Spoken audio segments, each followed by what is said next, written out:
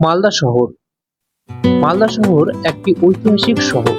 প্রাচীন মসজিদ, মন্দির এবং ধ্বংসাবশেষ সহ একটি ঐতিহাসিক শহর।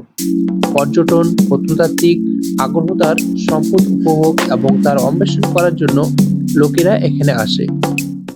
উত্তরবঙ্গের প্রবেশদ্বার মালদা একসময় গৌড়বঙ্গের রাজধানী ছিল। পশ্চিমবঙ্গের উত্তরাঞ্চলে অবস্থিত মালদা ইতিহাস, সংস্কৃতি এবং প্রাকৃতিক সৌন্দর্যে ভরপুর একটি শহর। মালদাহের ইতিহাস হলো উত্থান ও পতনের একটি চমকপ্রদ কাহিনী। বিভিন্ন রাজবংশ শহরে তাদের চিহ্ন রেখে গেছেন।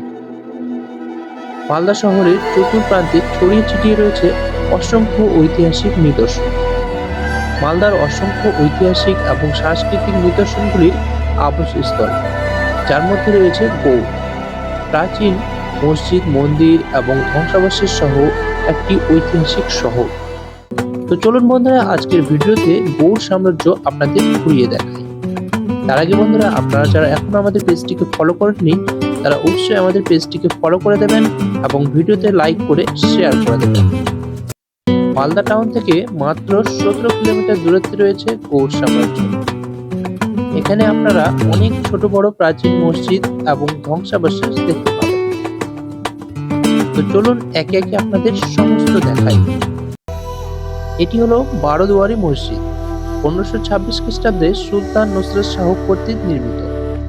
এই মসজিদটিতে 12টি দরজা থাকায় এই মসজিদটিকে 12 দুয়ারি মসজিদ বলা হয়। এই মসজিদের গম্বুজগুলি মূলত সোনায় ঘেরা ছিল, তাই এই মসজিদটিকে বড় সোনা মসজিদ নাম দিয়েছিল। এটি হলো দাখিল দরওয়াজা। প্রায় 1425 খ্রিস্টাব্দে সুলতান নাসিরউদ্দিন মোহাম্মদ শাহ দ্বারা নির্মিত হয়েছিল। এটি ছিল উত্তর দিক থেকে গৌড়ের দুর্গর প্রবেশের প্রধান দরজা। এটিকে সালামি দরজাও বলা হয়। এটি হলো ফিরোজ মিনার। 1486 খ্রিস্টাব্দ থেকে এই মিনারের নির্মাণ কাজ শুরু হয় এবং 1489 খ্রিস্টাব্দে শেষ হয়। সুলতান সাইফুদ্দিন ফিরোজ শাহ মিনারটি নির্মাণ করেছিলেন। এই মিনারটি প্রায় 84 ফুট উঁচু। এটি হলো কদম রসুল মসজিদ। 1531 খ্রিস্টাব্দে সুলতান নসরত শাহ দ্বারা নির্মিত হয়েছিল এই মসজিদটি। এই মসজিদের ভিতরে একটি পাথরে পায়ের ছাপ রয়েছে, যা নবীর পায়ের ছাপ ধারণা করা হয়।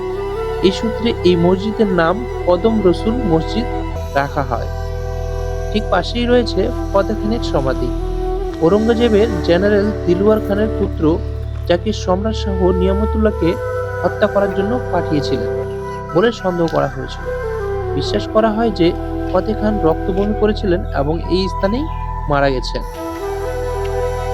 এটা হলো চিকা মসজিদ। এই মসজিদটি সম্ভবত সুলতান ইউসুফ শাহ 1450 খ্রিস্টাব্দে নির্মাণ করেছিলেন।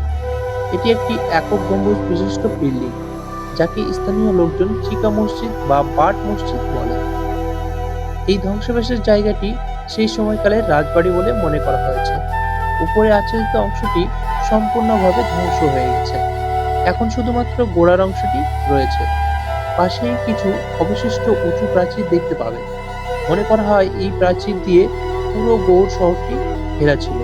কথিত আছে এই প্রাচীরের উপরে অশ্বারোহীরা পাহারা দিতেন। এর পাশেই রয়েছে জাহাজ ঘাট। মনে করা হয় সে সময় গঙ্গা নদী এই দিক দিয়ে বইত, আর সেই সময় এই জায়গাটি ছিল জাহাজ বন্দর।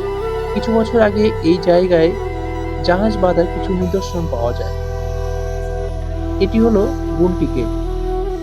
এটি 1512 খ্রিস্টাব্দে হোসেন শাহ দ্বারা নির্মিত হয়েছে। এটি গৌড় দুর্গের পূর্ব দরজা হিসেবে কাজ করেছে বলে মনে করা হয়। এটি হলো তাঁতিপাড়া মসজিদ।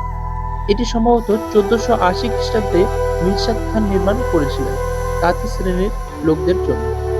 এই মসজিদের সামনেই দুটি সমাধি দেখা যায়, যা মুর্শিদ খান ও তার কন্যা জুলফারানের ছিল বলে বিশ্বাস করা হয়।